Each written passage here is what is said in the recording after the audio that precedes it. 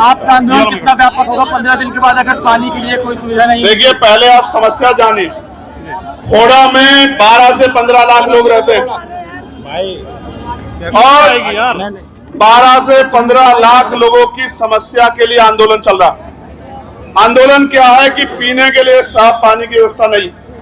वादा हुआ था, तमाम पार्टियों ने, तमाम नेताओं ने कहा था कि मसूरी का पानी खोड़ा में लाया जाएगा, लेकिन पानी खोड़ा में ना लाकर इंदिरापुरम में और नोएडा को दे दिया गया।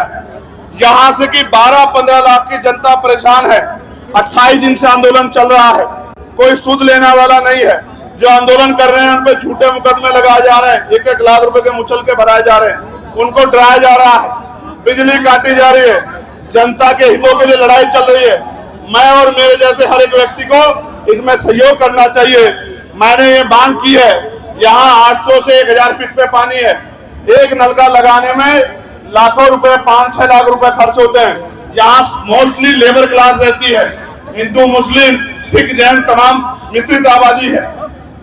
यहाँ ना पानी की व्यवस्था साफ, और आपको जान के तकलीफ होगी कि यहाँ शमशान घाट की व्यवस्था भी नहीं। इसलिए इन दोनों मांगों को लेकर आंदोलन चल रहा है और हमने सरकार को 15 दिन का समय दिया।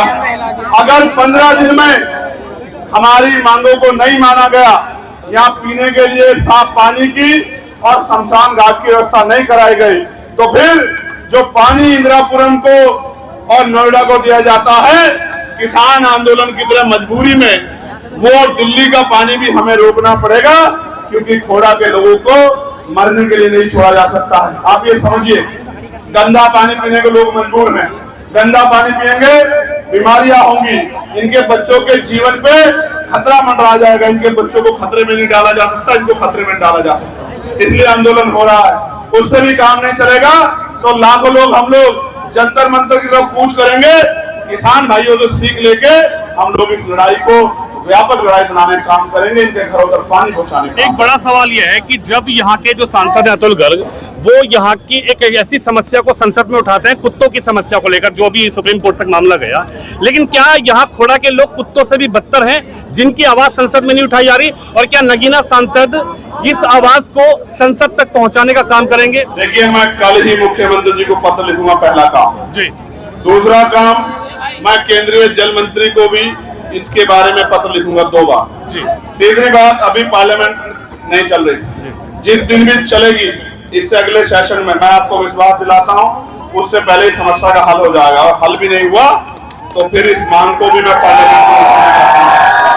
चंद्रशेखर भाई, चंद्रशेखर नहीं, इसके लिए आंदोलन करना पड़ा तो आंदोलन करने का काम करूंगा। मैं एक बात आपको बताता हूँ, ना यहाँ जाति है ना धर्म है, बुनियादी समस्या है। संविधान ने सुरक्षित किया है रोटी, कपड़ा, मकान, पीने के लिए पानी और न्याय, ये 5 जन्मसिद्ध अधिकार। अगर पीने के लिए पानी भी नहीं दे पा रही सरकार, तो सरकार को सोचना चाहिए कि वो जनता की, जैसा आपने कहा, मैं पशुओं का भी बड़ा समर्थक जी, लेकिन पशुओं की बात होती है और इंसानों की बात ना हो, तो ये कहीं ना कहीं ये माना जाए कि पशुओं को इंसानों से ऊंचा दर्जा दिया गया और इंसानों को पशुओं से नीचे रखा गया है। मैं किसी पर टिप्पणी नहीं करना चाहता, मैं लड़ाई लड़ना जानता हूं, मैं लड़ाई लड़ूंगा और मैं खोड़ा के भाइयों के साथ खड़ा हूं, माओ के बहनों के साथ खड़ा हूं, बच्चों के साथ खड़ा हूं। इसलिए देखा जाए बीजेपी की सरकार में जितने भी आंदोलन हो रहे हैं उस पर कोई भी न्याय नहीं हो रहा है, ऐसा क्यों? नहीं, ऐसा नहीं है। हमने स्कूल मर्ज के खिलाफ आंदोलन किया था, आपको याद होगा। सारे 75 जिलों में जिलाधिकारी ज्ञापन दिलाए और सरकार को बैक पे जाना पड़ा, बैकफुट पे जाना पड़ा। देखा नहीं देखा? पार्लियामेंट में भी हमने आवाज उठा। ऐसा लड़ने वाले अगर सच्चे हो, वो समझौतावादी ना हो, उनके अपने निजी स्वार्थ ना हो, तो आंदोलन कामयाब होता। 13 महीने तक किसानों ने लड़ाई लड़ी थी, तब जाकर किसानों की कुछ समस्या हल हुई थी।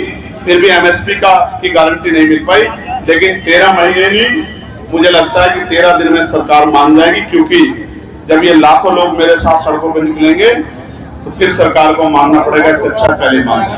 सांसद जी, बिहार चुनाव आ रहा है और चुनाव तो आते रहेंगे भैया, पीटीआई वालों जाते रहेंगे। चुनाव आएंगे, चुनाव जाएंगे। चुनाव में इनसे भी वादे हुए थे, बड़े बड़े बजट के वादे हुए थे, और ये पानी के लिए भी लड़ रहे हैं, आप देख लो, शमशान के लिए भी लड़ रहे हैं। मैं तो यही कहूंगा अपनी लड़ाई स्वयं लड़ो, या जो लोग लड़ रहे हैं उनका साथ दो, तो आपको ज्यादा समस्या का सामना नहीं करना पड़ेगा। मीडिया के बंधुओं का भी धन्यवाद और खोड़ा की महान जनता का भी जिंदाबाद। पानी लाओ खोड़ा बचाओ, जन आंदोलन खोड़ा जिंदाबाद।